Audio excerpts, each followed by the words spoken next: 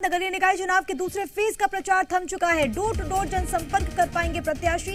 13 जुलाई को होना है मतदान। 5 नगर निगम है, 40 नगर पालिकाएं हैं, 169 नगर परिषद हैं, जिनके लिए 13 तारीख को वोट डाले जाएंगे। आपको बताते चले कि ये तमाम जो जगह हैं बहुत ज्यादा महत्वपूर्ण हो जाते हैं। चाहे मुरैना की बात करें, चाहे हम बात करें कि किस तरीके से कटनी में, रतलाम में, इसके अलावा रीवा में दूसरे फेज के तहत चुनाव होने वाला है और इसको लेकर दिग्गजों की ओर से जोर आजमाइश देखने को मिली। 5 नगर निगम है, 40 नगर पालिकाएं हैं, 169 नगर परिषद के लिए वोटिंग होने वाली है। आखिरी दिन खुद सीएम शिवराज सिंह चौहान ने मोर्चा संभाला।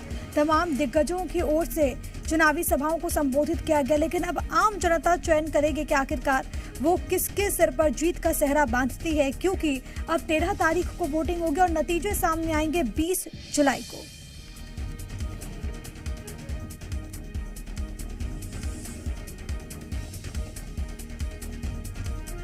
डोर टू डोर हालांकि जनसंपर्क कर पाएंगे प्रत्याशी।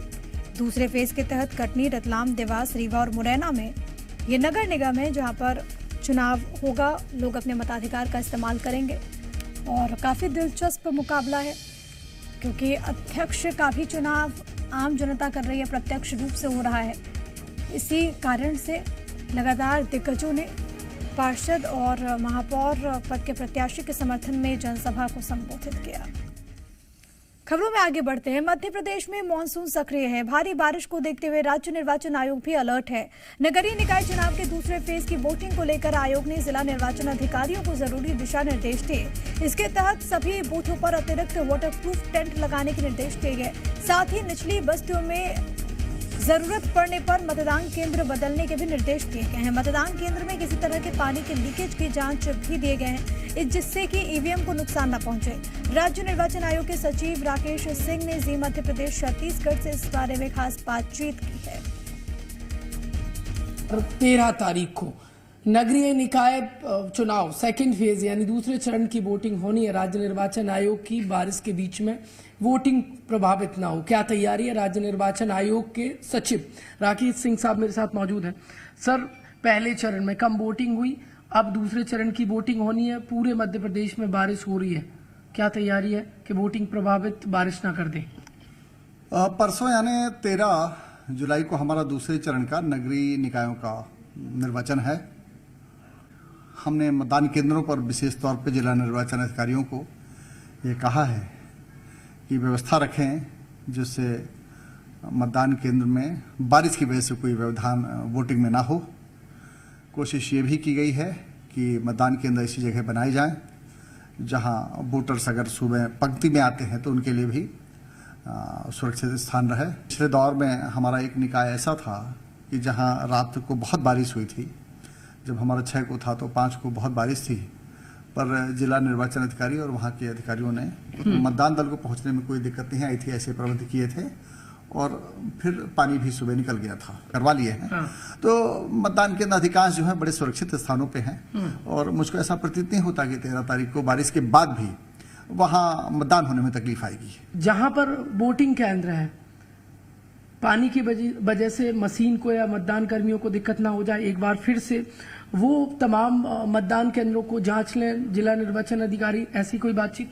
हाँ, नहीं, लगातार निर्देश हमारे हो रहे हैं। लगातार हम यही कह रहे हैं कि जब सामग्री वितरण कल आप करें और मन कल होना है हमारा सामग्री वितरण तीसरे दौर के लिए, उसमें ईवीएम जो सुरक्षित रखी जाए, उनको वाटरप्रूफ मटेरियल से कैरी किया जाए। अगर कहीं ऐसी संभावना है कि उनकी भीगने की संभावना है, वो प्रबंध उन्होंने किए हैं और सुरक्षित उनको लाया जाए।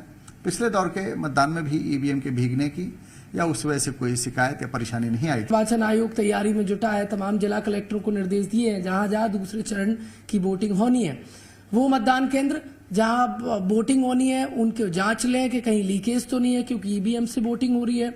और मतदाता जब पहुंचे तो बारिश में ना भीगे और भीगने से वोटिंग प्रभावित ना हो जाए, इसलिए वाटरप्रूफ टेंट लगाया जाए, अतिरिक्त लगाया जाए। ये तमाम जो व्यवस्था है वो चौक चौबंद करने के राज्य निर्वाचन आयोग ने कलेक्टर को निर्देश दिए हैं।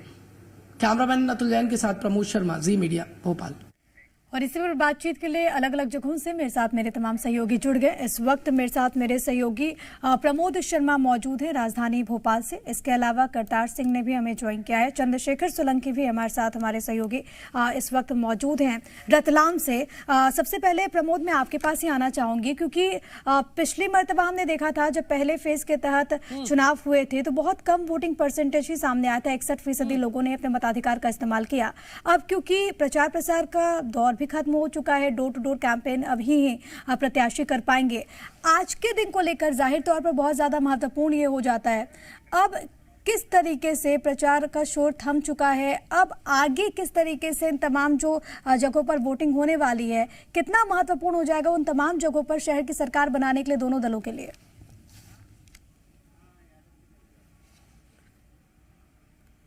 देखिए, दोनों ही पॉलिटिकल पार्टियों के बड़े फेस मैराथन प्रचार करते रहे। अब से कुछ देर पहले तक स्पीच चल रही थी। वोटर को लुभाने के लिए तमाम प्रयास किए गए नेताओं की तरफ से, योजनाओं का बखान किया गया। तो दूसरी पॉलिटिकल पार्टी कमियां और अपने वादे कर रही थी कि हमें सरकार बनाने में मौका दीजिए, हम ये तस्वीर बदल देंगे। अब जनता देखिए किसकी तस्वीर बदलेगी, क्योंकि अब प्रचार का जो शोरगुल है वो तो थम गया है। दूसरे फेज की वोटिंग है उसमें प्रदेश के 43 जिलों के 214 नगरीय निकाय पर वोटिंग 13 जुलाई को होनी है। और महत्वपूर्ण तो ये हो जाता है कि 5 नगर निगम सीट है जिन पर वोटिंग होगी, 40 नगर पालिका और 169 नगर परिषद हैं। और इन सभी पर वोटिंग 13 जुलाई को होगी। मतदान केंद्र की एक बार आपको संख्या बता दूं, ये 43 जिलों में जो होनी है वोटिंग, 6829 मतदान केंद्र बनाए गए। 49,09,280 वोटर हैं जो फैसला करेंगे कि शहर में किसकी सरकार बनेगी दूसरे फेज में। और देखिए वो कौन कौन सी सीटें हैं नगर निगम की, जो 5 सीटें हैं वो एक बार आपको बता दूं। रतलाम, देवास, रीवा, मुरैना, ये 5 सीटें हैं। मुख्यमंत्री से लेकर पूर्व मुख्यमंत्री तक मैदान में डटे नजर आए, प्रचार कर रहे थे कि यहाँ पर बीजेपी चाहती है कि रिपीट हो जाए और कांग्रेस पार्टी चाहती है कि उन्हें जनता वापसी करा दे। तमाम वो जतन किए गए प्रचार प्रसार के, लेकिन ठीक 5 बजते ही प्रचार का शोरगुल थम गया। अब डोर टू डोर अभियान किया जा सकता है, वोटर से संपर्क किया जा सकता है।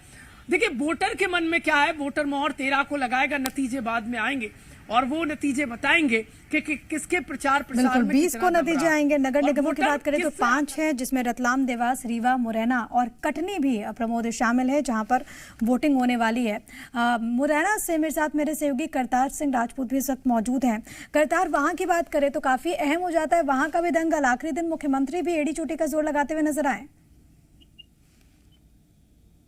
मुरैना नगर निगम पर काफी प्रतिष्ठापूर्ण चुनाव है, क्योंकि यहाँ पर कहा जाए तो मुरैना के ही मध्य प्रदेश के प्रदेश अध्यक्ष बीडी शर्मा मुरैना से बिलोंग करते हैं। यहाँ के कद्दावर नेता केंद्रीय कृषि मंत्री नरेंद्र सिंह तोमर मुरैना से हैं। तो और जो सिंधिया है, ज्योतिरादित्य सिंधिया, वो भी चंबल अंचल को ही बिलोंग करते हैं। तो तीनों ही लोगों की प्रतिष्ठा है वो दांव पर है। सब लोगों ने पूरी जोर आजमाइश की, लगातार रैलियां की, मीटिंगें की, लगातार नुक्कड़ सभाएं की, पूरी ताकत थी वो झोंक दी थी। चाहे कांग्रेस हो, भाजपा हो, बीएसपी हो, सबने अपनी ताकत झोंक दी थी। अभी ठीक 5 बजे जो प्रचार प्रसार है वो थम गया है। कोई रैली नहीं होगी, कोई लाउड स्पीकर नहीं बजेगा, कहीं भी किसी प्रकार कोई भी आप शोरगुल नहीं कर सकते। अब डोर टू डोर जाकर जो प्रचार प्रसार है, जो धीरे धीरे घर घर जाकर जो प्रसार है वो किया जाएगा। प्रशासन ने पूरी तैयारियां यहाँ कर ली हैं। हालांकि पहले फेज में जो ग्रामीण पंचायती चुनाव हुआ था उसमें उपद्रव हुए थे, लेकिन सेकंड फेज के बाद थर्ड फेज जो हुआ उसमें उपद्रव बिल्कुल नहीं हुआ। प्रशासन ने जो तैयारियां की थी उन्होंने काफी तैयारियां मजबूत तरीके से की थी कि कोई उपद्रव ना हो सके। बुलडोजर तक उन्होंने थाने में रखवा दी थी। निश्चित तौर पर प्रशासन और पुलिस की तैयारियां भी भरपूर है। वो प्रयास चाहेगा, निश्चित तौर पर ये चाहेगा कि किसी प्रकार का कोई उपद्रव या कोई भी शोरगुल या कोई भी यहाँ पे हंगामा ना हो, क्योंकि यहाँ हंगामा हमेशा से चुनाव में चंबल अंचल में होता रहा है। किसी भी चुनाव हो, छोटे से छोटा चुनाव हो, हर चुनाव में कहीं ना कहीं फायरिंग होना या किसी की मौत हो जाना एक आम बात हो गई है। लेकिन प्रशासन भी के सामने जो चुनौती है, चुनौतियों को स्वीकारते हुए वो लगातार प्रयास कर रहा है कि किसी प्रकार का ऐसा भी कोई उपद्रव ना हो। अब चुनाव प्रचार थमने के बाद अब उम्मीद है कि किस पार्टी के किस जो नेता है, जो शहर की जनता जिसे अपना नेता चुनेगी, वो नेता को वोट डालेगी, उसका इंतजार अब 20 तारीख तक करना होगा।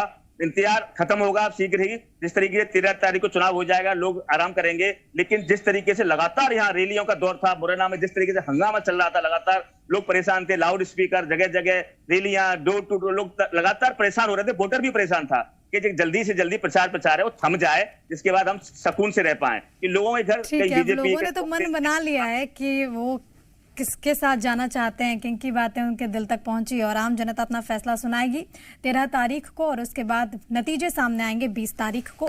चंद्रशेखर, मैं आपके पास आ रही हूँ। रतलाम में किस तरीके से सियासी फिजाएं चल रही है? अब तो प्रचार प्रसार का दौर भी थम गया है, वोटर्स के मन में क्या है? जो है प्रचार थम जाएगा, 5 बजे बाद थम चुका है और अब जो है डोर टू डोर प्रचार होगा। इतनी संख्या में लोग सड़कों पर नहीं लगे, प्रचार जो है वो शोरगुल जो है वो बंद हो गया है। मतदाता अपना मन बना चुका है। जिस तरीके से जब से ये टिकट वितरण हुआ था उसके बाद से ही दोनों ही प्रत्याशियों ने अपनी अपनी जो है कोशिश की थी। वार्ड के जो प्रत्याशी हैं उन्होंने अपनी कोशिश की और लगातार जो है बिल्कुल धूम धड़का और शोरगुल के साथ जो है प्रचार बहुत जोरों पर चल रहा था। दोनों ही पार्टियों ने अपने अपने जो है शक्ति प्रदर्शन भी दिखाया, रैलियां निकाली और उसमें बताया कि किस तरीके से हमारे साथ कितना समर्थन है। लेकिन मतदाता तय करेगा, ये मतदाता ही तय करेगा कि कब जो है ये किस तरफ जो है मत का होने वाला है और यह 13 तारीख को हो जाएगा।